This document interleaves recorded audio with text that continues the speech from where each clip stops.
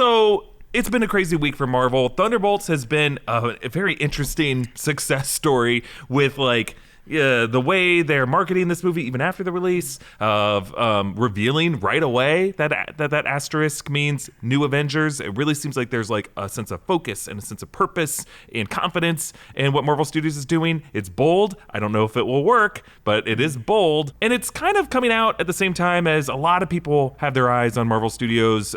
We know Doomsday is coming next year. Fantastic Four First Steps is coming. And there was even some reporting from Deadline this week that the Thunderbolts director Jake Schreier is going to maybe direct the X-Men movie for the MCU that currently has a draft of a script. So they're moving fast.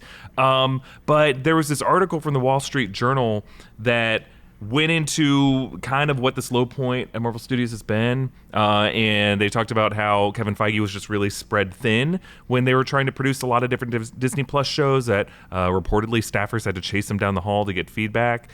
Maybe the guy just walks fast. I don't know.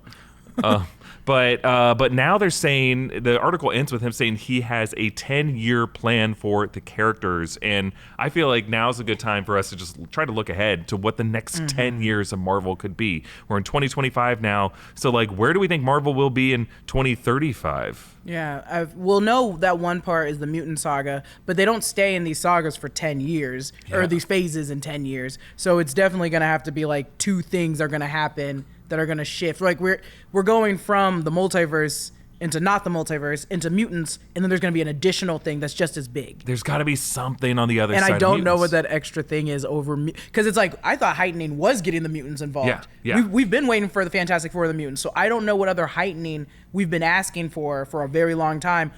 Cough, cough, Blade. Right. Other than Blade. Maybe we start with Blade. Honestly, I wish we would. It's not too late to get Blade out in the next couple years. Let's look at the release slate as we know it. So we got Fantastic Four First Steps coming July 25th, 2025, and less than 3 months away. We have Avengers Doomsday coming May 1st, 2026, but there is an opening on February 13th, 2026 that just, Marvel kind of locked down Valentine's Day weekend of 2026 before Doomsday.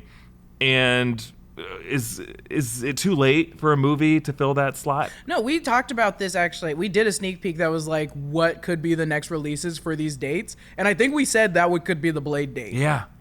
It's just we would have to start shooting 2 months ago to fit that in. It's not Blade anymore, but I wish it was. It's too late. You can't turn around a movie within a year. Mm-hmm. So I think they're going to let that pitch go by the plate. Yeah. But after Doomsday in May 2026, on July 31st, 2026, we'll have Spider-Man Brand New Day. Mm-hmm. And then in November 2026, we have an opening. And I think when we talked about Blade maybe coming out in February 2026, we said November 2026 would be a good place for Doctor Strange time runs out and having a good Doctor Strange story between Doomsday and Secret Wars. Yeah. I think it's not too late for that, but now it's kind of feeling like if Blade is going to come out before Secret Wars, it's going to be in that November slot. Yeah, now they're going to push it to there. And also from that, was it Bob Iger that said in the interview recently, or someone that was just mentioning, we kind of grazed and talked about it a little bit, but they're slowing it down. Yeah. So it's there might be a month where nothing comes out. And I could see that February slot now just being nothing. February is also such a weird time for a movie. I think we got Brave New World in February, but it's also it's right after January. Here's the first winter movie. And I'm ooh, give us until spring. I'm just wait until spring. We'll be fine. I kind of like having that mid-February movie because everything else around that time feels a little like it's award season, So you have to go see whatever the conclave is. And I love all of those movies, but I like to have one good kind of just popcorn flick. Yeah, that's I'm true. trying to think, Deadpool. The first Deadpool came out in February, and I really loved that in 2016. Yeah. But I hear what you're saying. Secret Wars is coming out in May 7th, 2027, and we'll see. Maybe at Comic-Con this summer, they could say that's a 2-part movie, although the Russo brothers have been pretty consistent in saying it's going to be 1 3-hour movie. Okay. So that's going to be their second end game. Beyond that, we don't know. Maybe a late 2027, but I think it sounds like they're not going to release more than 2 films per year. Which will stretch a lot. Which will stretch the 10 years, for sure. Yeah. 2 movies a year for 10 years is very doable for Marvel. This is excluding special presentations?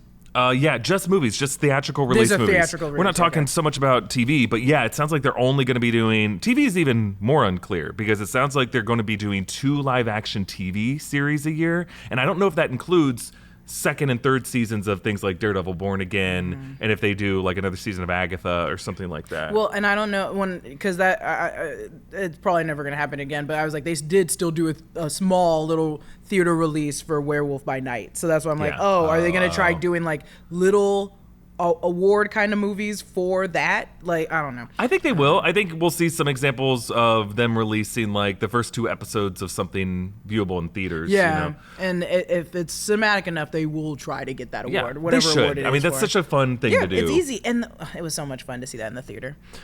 Things that we know are in the mix, right? So Blade, somewhere still in the mix. Black Panther 3 is happening. Ryan Coogler is coming back for that. Denzel Washington's involved. Shang-Chi 2 is somewhere still in the mix. Like when Destin Daniel Cretton was moved off of Avengers 5 to Brand New Day, Shang-Chi 2 was still in the reporting there. This X-Men movie that they have a script for and that Jake Schreier may be directing. There's a Scarlett Johansson produced film that I haven't heard any updates on. And then recently, Ryan Reynolds confirmed he is writing another follow-up to Deadpool and Wolverine. Okay. So we're having another one of those. And that will be somewhere in these next few years. Are they talking about doing another Thor movie?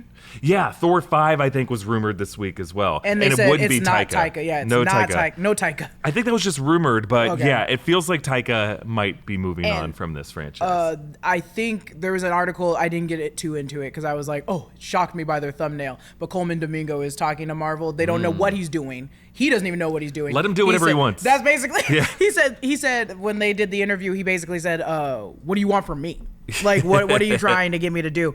And there's rumors, high rumors. I don't think he's going to replace Kang. I don't think they're going to do Kang again. I think they're done I think with they're just Kang. not going to do Kang. But also me and Brandon talked about it briefly, that Marvel can get these big stars to play villains because they die. And they're like, oh, we don't need you to come back 5 years from now.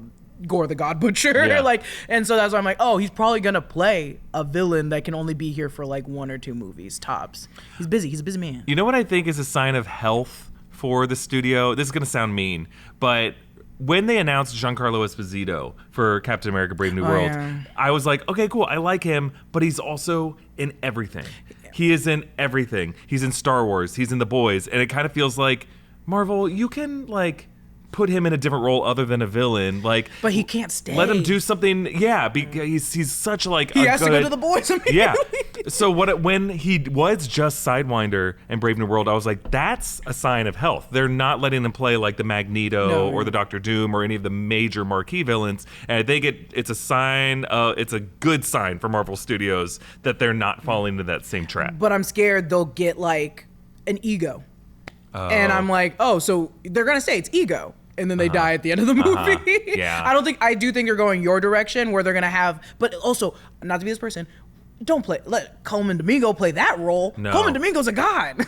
Yeah, I think Coleman Domingo is a great option of someone to consider as a villain in the Mutant Saga. Oh my God, please. He could play a Gyrick. He could play if you Senator made Kelly. He made him Sinister. He could be Sinister, Onslaught.